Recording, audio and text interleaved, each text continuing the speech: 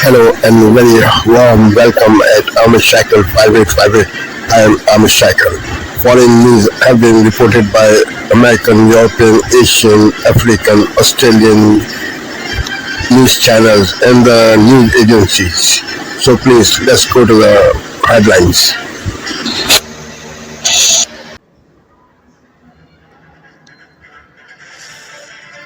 On Disney Plus. Most watched, most trusted. Now on Disney Plus every night. Tonight, the breaking news, the dramatic civil court ousted Venezuelan President Nicolas Maduro and his wife defiant. The world watching as Venezuelan leader Nicolas Maduro and his wife Celia Flores were brought to court together under heavy guard today by helicopter and by armored vehicle. Once in court, Maduro, when asked to identify himself by the judge, saying, "I'm the president of Venezuela." Celia Flores referring to herself as first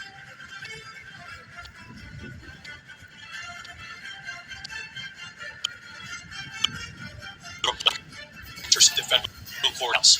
Also tonight, we have new reporting, new images of that daring U.S. military raid to capture and extract Nicolas Maduro and his wife. 200 U.S. forces taking part, a dozen special operations helicopters in the air. And what we've now learned tonight about the operation, President Trump saying several American pilots were wounded, bleeding, but kept flying. And where the president says Maduro and his wife were captured, that they didn't have time to close the steel door to their safe room. And tonight, Secretary Pete Hegseth revealing what Maduro's wife said. U.S. military helicopters were closing in. Martha Raddatz standing by with what she's learned. Tonight, President Trump has declared we are in charge of Venezuela, saying the U.S. is in charge. And at this hour, America's top general, Secretary Hegseth and Secretary Rubio, all briefing lawmakers about the U.S. military operation in Venezuela. Some lawmakers demanding to know why Congress was not informed.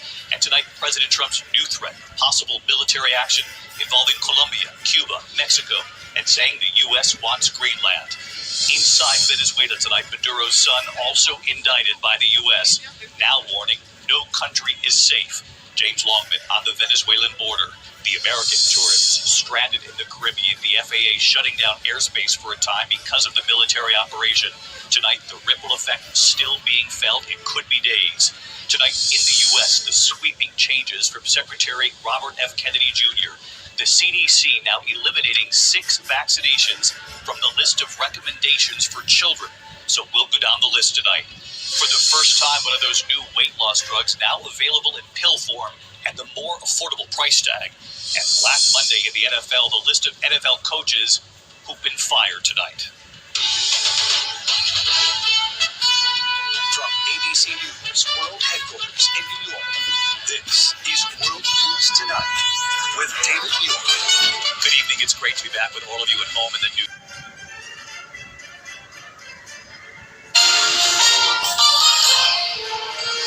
On this Monday night, Venezuela's ousted leader in an American court.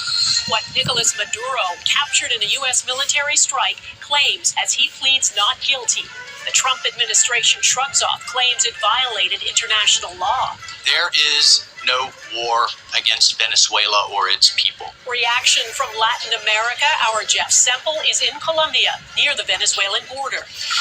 Plus, the U.S. president expands his threats to other countries. I think they're going to get hit very hard by the United States. How Iran's regime is also in his sights as it grapples with nationwide unrest.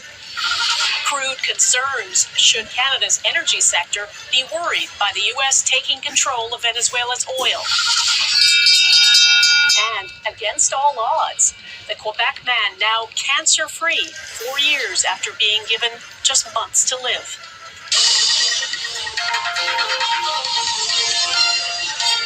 Global National with Donna Friesen. Good evening and thanks for joining us. We begin with fast-moving developments surrounding the capture by the U.S. of Venezuelan leader Nicolas Maduro, who has swiftly moved from president to prisoner. Maduro appeared in a New York City courtroom today. He and his wife, Celia Flores, were brought there in handcuffs and escorted by heavily armed federal agents. The images broadcast for the world to see. Both have pleaded not guilty to drugs and weapons charges. Maduro telling the judge he was kidnapped and vowing he remains the president of Venezuela, but he's already been replaced. El presidente Nicolás Maduro Y la primera combatiente. In Caracas, Delcy Rodriguez, Venezuela's vice president, was being sworn in as interim president. An ally of Maduro, she called him and his wife heroes and has described his capture by the U.S. as a barbaric act. President Donald Trump has already warned her she will pay a big price if she refuses to comply with what he wants. We have team coverage tonight. Jackson Prosco is in Washington. Jeff Semple is in Colombia near Venezuela's border. And Heather Eurix West is in Calgary. We begin with Jackson Prosco and that dramatic court appearance. Under high security, Nicolas Maduro was whisked through the streets of Manhattan in an armored vehicle to face charges of narco-terrorism, cocaine trafficking, and weapons possession. In court, the deposed leader and his wife pleaded not guilty. Maduro told the judge, "I am a decent man. I am still president of my country." I am deeply concerned. As Maduro sat in court, the UN Security Council met for a hastily assembled meeting. And the precedent it may set for how relations between and among states are conducted. Where American diplomats doubled down on their defense of Maduro's capture. There is no war against Venezuela or its people. We are not occupying a country. You cannot continue to have the largest energy reserves in the world under the control of adversaries of the United States. Venezuela is the victim of these attacks because of its natural resources. Many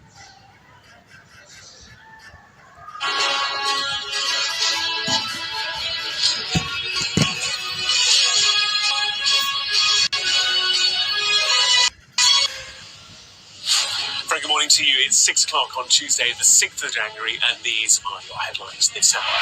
I'm an innocent man. Ousted Venezuelan leader Nicolas Maduro pleads not guilty to drug and weapons charges in a New York court. Donald Trump sets his eyes on Greenland, saying he needs the territory for national security right now. The Prime Minister will travel to Paris later for a meeting of the Coalition of the Willing, hoping to finalise Ukraine's peace deal.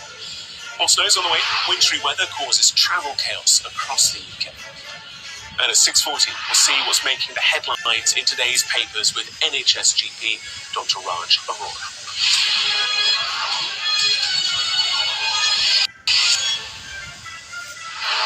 Good morning to you. Our top story is that geopolitical events following America's capture of the Venezuelan president Nicolas Maduro have been moving fast. Following the White House capture, the White House has publicly warned the leaders of Colombia and Cuba to watch out. And overnight, it all continued. Donald Trump resetting his sights once again on Greenland, saying that the US needs to take the territory right now. It all came as Delcy Rodriguez was sworn in as Venezuela's interim president, calling the capture of Maduro kidnapping.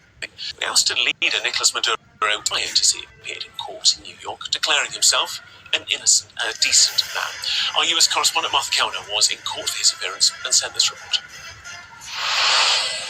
What a difference 3 days makes. Nicolas Maduro, snatched from the opulence of his Venezuelan palace, now being frog-marched away from one of America's most notorious prisons.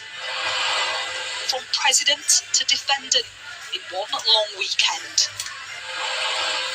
Then a breakfast-time helicopter ride into Manhattan.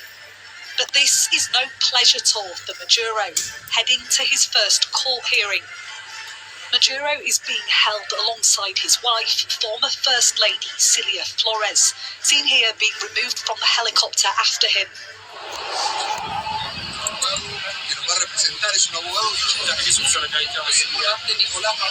The world waiting to see the former Venezuelan president inside the US justice system. Maduro pleaded not guilty to charges including narco-terrorism and possessing machine guns and destructive devices. No cameras were allowed inside the courtroom, but I was in there a matter of meters from Nicolas Maduro, and it was incredibly dramatic. I heard him coming before I saw him, the jangle of his shackles as he came into the room, and he wished everyone a Happy New Year. He said it 3 or 4 times. He was then asked by the judge to confirm his identity, at which point Nicolas Maduro responded. He said, "I am President Nicolas Maduro Morris, President of the Republic of Venezuela, here kidnapped since..."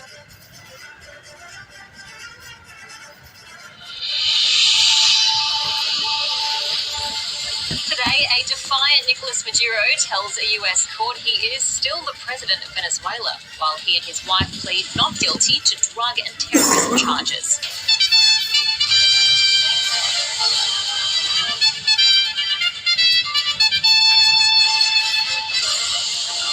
The government pledges $38 million to assist Queenslanders affected by widespread flooding. We want to make sure that we work with this community. When the going gets tough, Australians work together. A scorcher in the southeast, people told to prepare for an extreme heat wave and increased fire danger. The Prime Minister not ruling out a royal commission into the Bondi terror attack, but still preferring a review into intelligence agencies. And in the cricket, Australia are leading England in the first innings as play resumes after tea on day 3 of the 5th test at the SCG.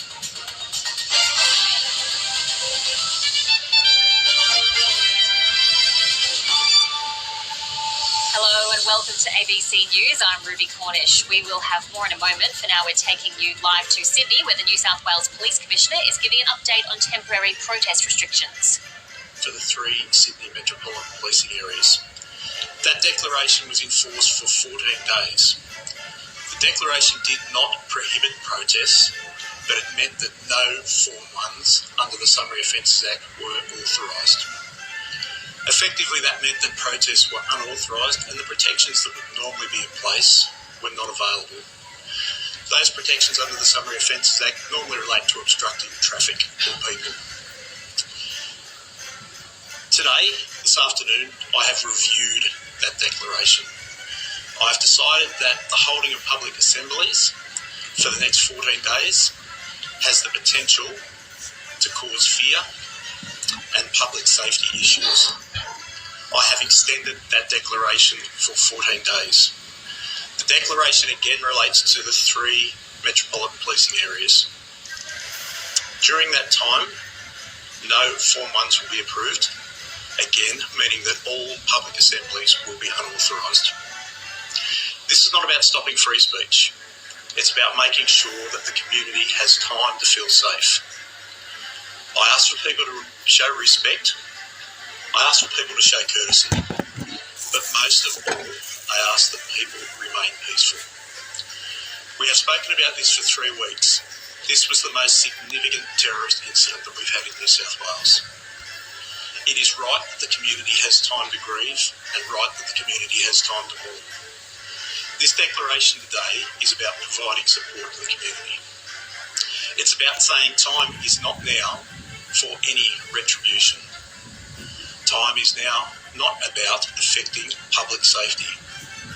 And it's about saying we want the community to feel confident to move around safely. Again, I make this abundantly clear. This is not about stopping free speech. Public assemblies, when held peacefully, is still allowed. They are not prohibited. But no Form 1s will be approved. Those that act outside the Summary Offences Act are liable. This is Asia Now. It's 2 p.m. in Singapore and Hong Kong, 11:30 New Delhi, 1 o'clock in Jakarta. I'm Genevieve Wu. At this hour, Venezuela's ousted leader Nicolas Maduro pleads not guilty to drug trafficking and other charges in a New York court. Donald Trump has vowed to take charge of the country, but says the U.S. is not at war with Venezuela. Thailand warns Cambodia to be careful after fresh cross-border fire was determined to be an accident at the military level. Japan's meteorological agency flags the possibility of future earthquakes for the next week after a powerful tremor struck parts of its western region.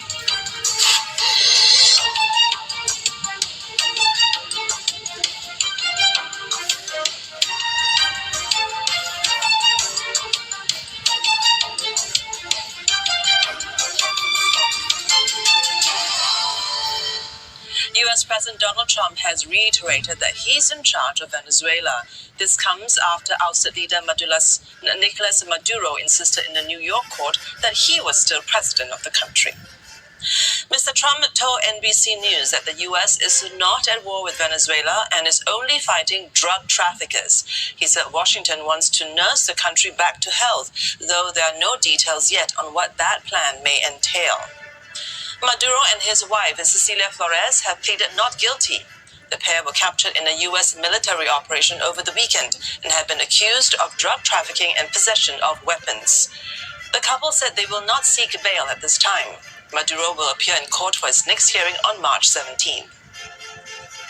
Back in Venezuela, Delcy Rodriguez, formerly the country's vice president, was sworn in as interim leader.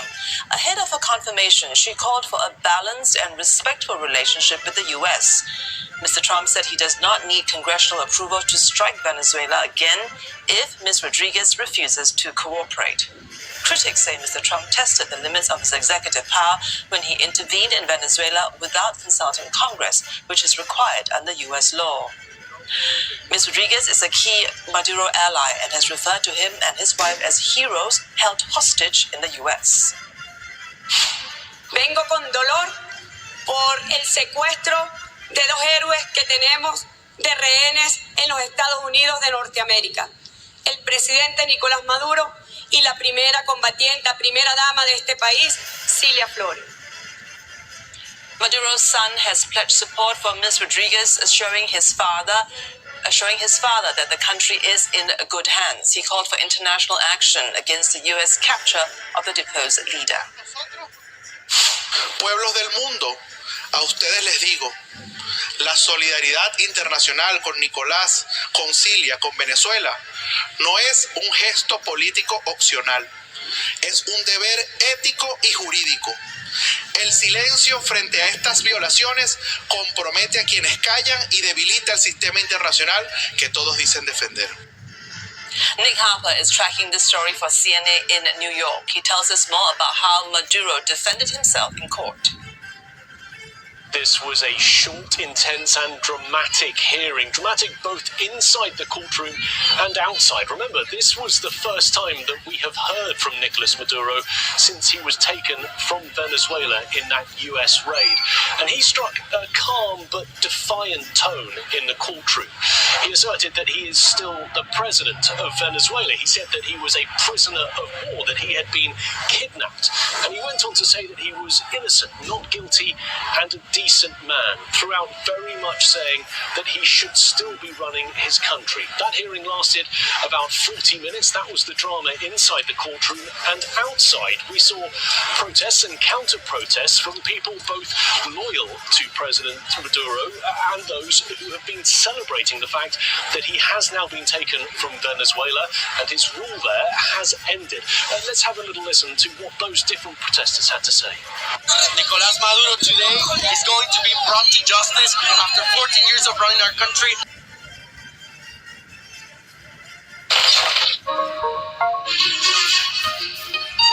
Africa News.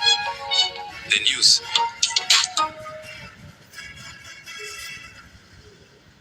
UNICEF is sounding the alarm, warning that sexual violence against children has reached alarming levels in the Rue displacement camp in Eastern Democratic Republic of Congo. The agency says 3 decades of conflict in the region, where the Rwandan-backed M23 armed group has recently seized large areas, is driving much of the abuse.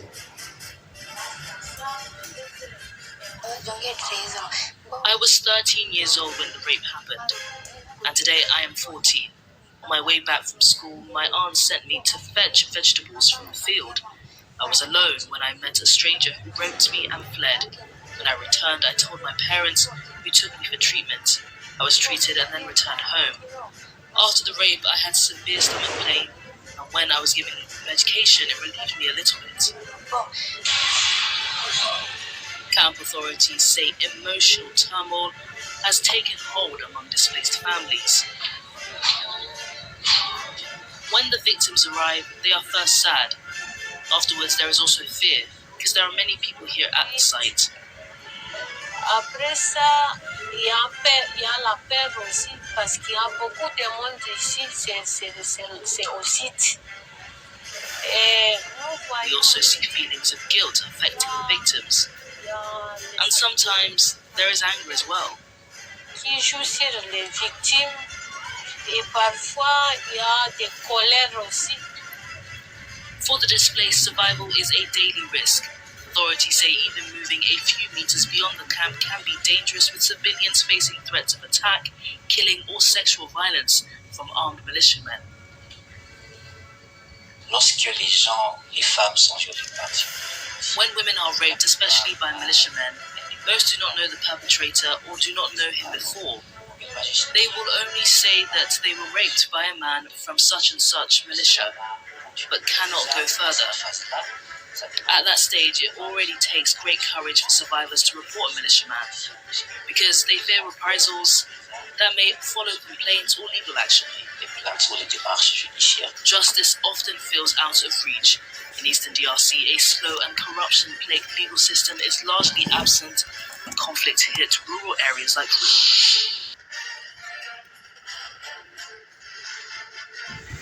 Thank you for watching Ahmed Shakil 5858. I am Ahmed Shakil. I hope you will visit again. Have a good life. Bye-bye.